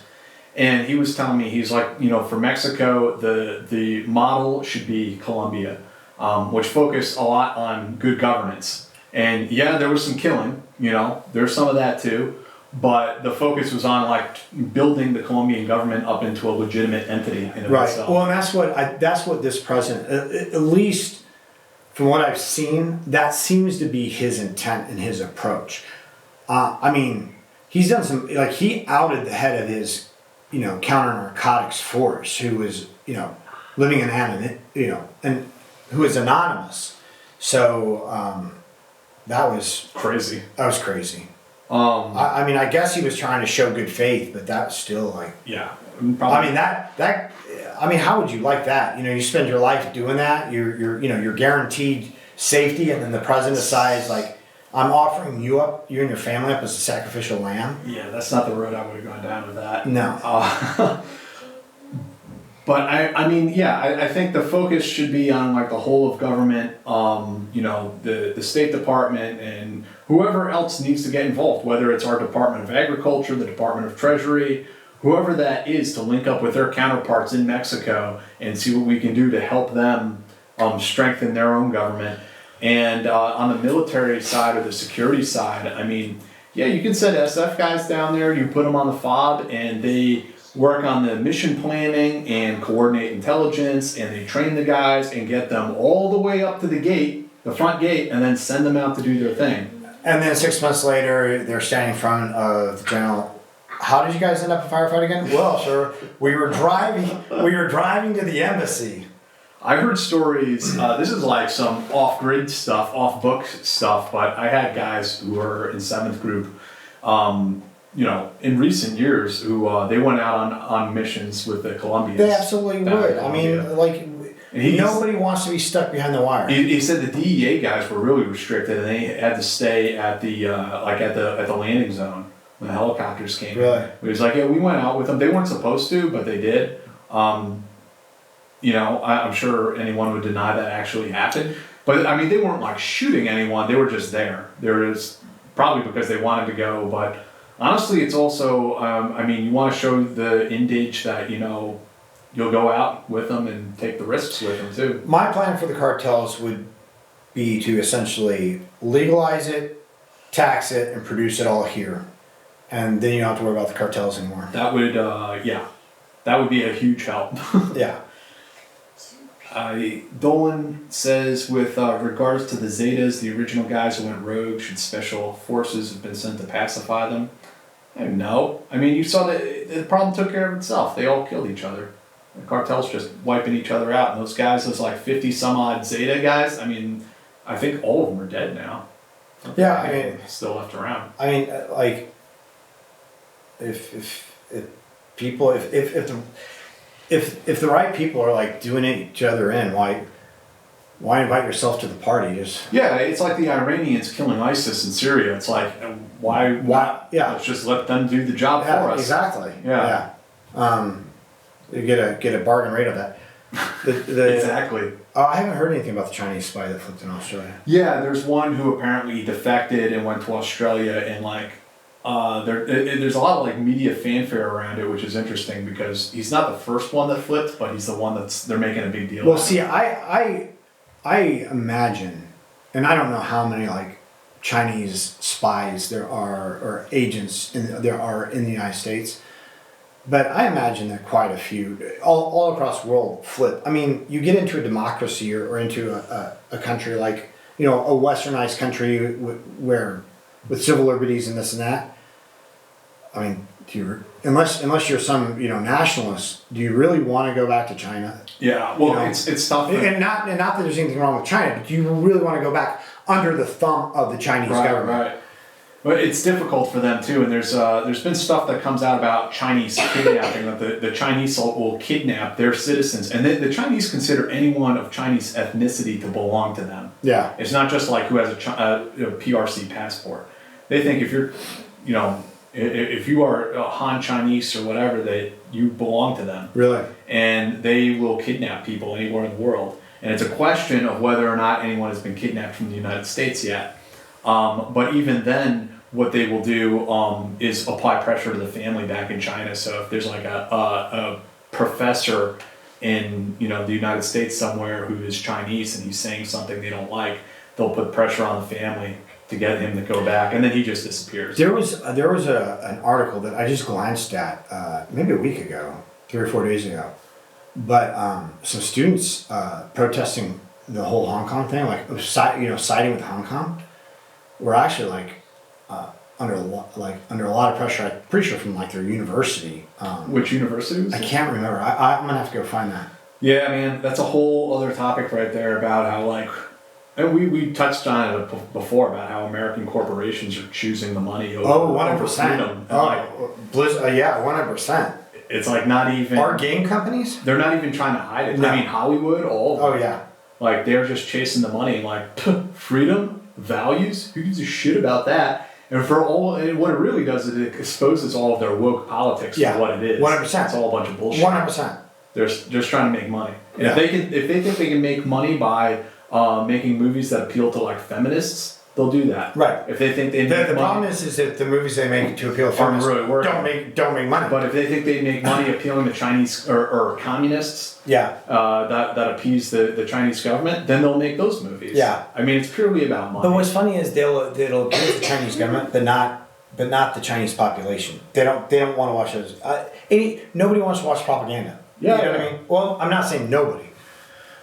Diehards do, but we talked about that 4chan. Thank you, DJ. We talked about that 4chan prank, right? Where they started taking celebrities their Twitter stuff and said, "I stand with Hong Kong," to make this and they were they basically made it look like a celebrity's cut and paste, they cut and paste their Twitter, and which was basically they're trying to force celebrities to either come out and disavow that tweet.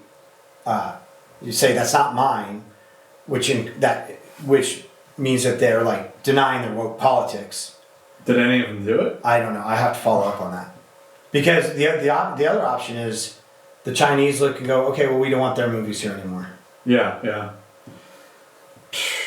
LeBron. Yeah. My All right. man. What do we got? Yeah. Thanks, DJ. Fortified the university and armed them with IEDs. Always talk about the university in Hong Kong. Well, I think that's about it for today. Yeah. Unless you got anything else. I mean, we've been going an hour and a half. Do you got anything else, Dave, before we call it a day? No. Do you want to take a couple last minute questions if anybody has anything? Yeah, if anyone has any, go ahead and throw them in. And I know this was kind of in a regular time that we scheduled. We thought we were gonna. We thought this show was gonna be different. I'm actually surprised we got up to 30 people at this time of day, though. Hey, no, it's cool, man. Thanks for coming and joining us. Thank you. Next week, what did I put on the schedule? Next week is December 5th. Yeah. Hold on. I'll tell you. Next week, I have a friend of mine who is a former Army Civil Affairs dude coming in. Is he married? Yes, and I know his wife very well too. She's awesome. If he's not here, it will be his fault alone. And We can't blame the wife. No. So yeah, next week is the 5th. One of the big questions, or not a big question, but something that comes up again and again is people want me to cover civil affairs and psyops. They're like the two lost branches of special operations. Who are these guys? What do they do? And I think special operations, I think USASOC asks itself that question as well. Right. Because there's major controversies around actually really psyops right now, but also civil affairs. So I'm glad that we'll have him on, and you can ask him all of your questions. I'm smiling because I was just thinking, one of my friends who was in PsyOps, he was telling me that they wanted him. They wanted him to take these 2 speakers up on this hill, like by an enemy, whatever. And these speakers are going to play this, like tank sounds. They're like, his name was Fielder. I'm pretty sure it's Giuseppe. I'll have to reach out to him. They're like, hey man, take these 2 speakers and go up on that hill and plant them and stay up there and play this recording that sounds like tanks. He goes, why don't you put 2 tanks up there? And it's like. That's a little close to the enemy to just be playing this game. Like, why don't you just... Anyway, it was a funny story to me. Sorry. Had to be there. It's, yeah. Cyrus does a lot of stuff. So does Civil Affairs. They do a lot. Well, I think they do. They have a lot of... Because, Civil Affairs does, like, the med caps. Oh, yeah. They build schoolhouses. They build wells. It's a good mission. I mean, they go in, they try to like help people out, and like that kind of like capacity building, right, on a tactical level. So they do some really good stuff. PsyOps does. So yeah, Civil Affairs is basically. I was not in Civil Affairs, but my understanding is they basically go and create civil projects for villages, but it's not like Habitat for Humanity, because there's actually like a military and intelligence objective a lot of times behind that. Well, it's a hearts and mind type campaign, and you generally have intelligence personnel embedded in the Civil Affairs, because while they're building the wells or while they're doing these things, that's when you can actually sit down and talk to people without drawing obvious, without drawing interest. And PsyOps is a little difficult to explain. I mean, their influence, they do influence operations, and I mean, sometimes it's like the loudspeakers. They do flyers, like pamphlets, leaflet drops. Yeah. But there's more to that as well. I mean, like one story that was told to me was like they will go into a country that has a problem with extremism, and like they will produce, for instance, an entire movie about like counter-extremism. And I had one guy tell me about how they tell me the whole story about how they went into Indonesia and they financed this entire film directed against indigenous, Islamic extremists in the country. And so the movie comes out and it's premiered, but it has no fingerprints on it from them at all. There was another movie. I actually was at the premiere of this film in Erbil in Kurdistan, and it was a like really, really frankly ham-handed pro-Barzani film, pro-Peshmerga film about how they were killing ISIS and how awesome Barzani was. And I had a PsyOps guy tell me that is one of ours also. But the PsyOps also does stuff working interagency missions. But again, there's also like huge shitstorms with PsyOps and who does what. And all of them across the board feel like they're not being used at capacity. Like you hear all this stuff about the Russians. They're kind of like the redheaded stepchildren. You hear all this stuff like the Russians and the Chinese have all these like really elaborate influence operations, and we can't do shit. Like I had like almost all kinds of stuff has to be briefed to Congress to get it done. I had a guy tell me just recently, a PsyOps guy. He was like, okay, so we had this plan to use Facebook ads to target populations where there's extremism, right? So technically this could be set up in a lawful, responsible way, because you can, using targeted Facebook ads, you can target, let's just say, people in, a foreign country where we have military operations. So we're just going to target people in that country with these ads. So Americans will never even see them. So legally, it's good. Because you don't want to propagandize Americans. Right. That's actually against the law. And he said, we went up, we brought this plan up to Congress, and Congress thought because they were using tags that they were like hacking into computers and flipped out about it. So like, tags like this YouTube video, will have tags on it. It'll be like, the tags will be like Jack Murphy, Dave Park, Rangers, stuff like that. Like tags. And probably almost all of you are familiar with what tags are, right? And I'm talking about that, where you just write in, some tags in your blog post or whatever it is. And that's all they were going to do. And Congress was like, oh, you're hacking into computers and this kind of shit. And it goes back to, Congress is a bunch of boomers. They have no idea what they're talking about. And the problem is they're not only boomers, but they're boomers with aides they're boomers with like personal aides Use the computers for them. who do everything for them. So they're not even like my dad, who at least who knows how to do Facebook because nobody's doing it for him. You know what I mean? These guys don't even know that. So it's, I knew another guy who went up to Congress once for a briefing where they were going to request additional assets for a specific mission overseas, and they go in there and the congressman is like, "So what can I do for you boys?" And they're like, "Well, we need more ISR, which is intelligence, surveillance, reconnaissance. Basically, it's a shorthand for drones." And the guy is like, the congressman is like, "Oh, yeah, you guys want drones? Well, we got these things, they're called Predators. Yeah, the Predators. We give you some Predators." And they're like, "You mean the Predator drone?" Yeah, that's it, the Predator drone. And it's just like, oh, you think that there's some sort of Illuminati controlling this country, or there are these puppet masters behind the scenes. But we're off the rails. Really, the more scary thing is that it's a bunch of fucking morons. Yeah, we're off the rails. Just a bunch of morons. Yeah. And then can we be surprised that we have no strategy in Africa, that we're doing all this stupid shit in the Middle East? It's like, look who's in charge. Of course we're doing stupid shit. How could we not be doing stupid shit? Right. And the only reason why anything goes right from this standpoint, from a military standpoint, is that you have these super patriotic dudes who take pride in their job and just make it happen. Yeah. Honestly, I think that if anything, the fact that they've been after Trump since his election, with first Russiagate, now that it's good because it's like gridlock.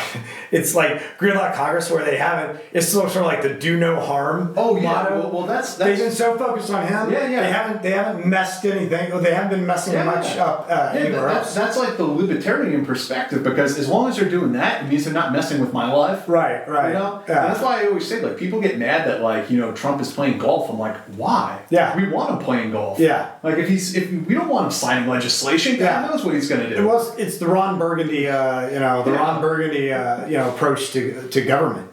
Yeah. Go play all the golf you want. It was the same with Obama. It's like people are mad that he's going on vacation. Let him go on vacation. Yeah. Get him the hell out of here. Yeah. Oh, how much did he spend? Costs less than a cruise missile. Yeah. George Bush is hanging out on his ranch in Texas. I don't give a shit. Yeah. Have fun. Yeah. Enjoy yourself. Let's see if any questions came in. Fortified University status on Spotify? No idea. No movement there. Okay. I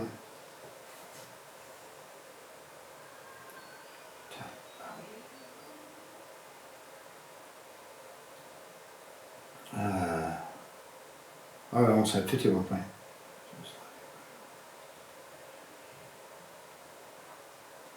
If you had to create a Dirty Dozen style team to go in on a clandestine mission in a foreign country, who would you pick?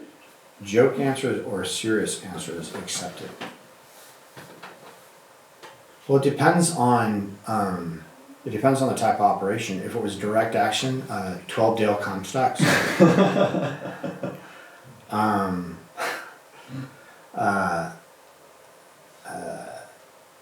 No, clandestine mission. It really depends on what kind of mission it would be. Yeah, I don't know. I got a list of old Ranger buddies I could call up. I was thinking Snake Eyes, Shadowstorm. Yeah, Shadowstorm for sure. Yeah. Maybe Flint, Dusty. I don't know. Who was the guy with the Hawaiian shirt? I want him on my team. I can't remember. Yeah. Who was the commando with the Badger on Action Hero Therapy? Or Action Beachhead. No, actually, no. It was. I had Beachhead. on Action Figure Therapy, it was the guy wearing the mask. Oh, was it Beachhead with the mask? Beachhead. Yeah. Yeah, that's Beachhead. Yeah. Yeah. Yeah, I don't know. I mean, that's Chuckles. Yeah, that's it. Chuckles. that's do you have like a dirty dozen of? What like for real? If like you asked me to like, we got a special mission for you, Jack. Like I can think of a few people I'd call. Yeah, I wouldn't name them by name. Yeah. I mean, I wouldn't. I mean, not like, yeah. Nobody'd know them anyway. Just old drinking buddies. All right, let me go Yeah. kill this before. All right, guys. Hey, thank you very much. We really appreciate you guys joining us.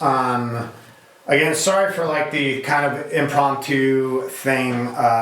We weren't expecting it, but we thank you. Thanks again for all your donations. Everybody who donated today and all of our Patreon supporters. We're halfway to paying our rent. So if you got a couple extra bucks, please throw them our way on Patreon. A couple bucks a month will help us out. Yeah, thank you. We'll see you guys next time. Happy Thanksgiving. Happy Thanksgiving. All right.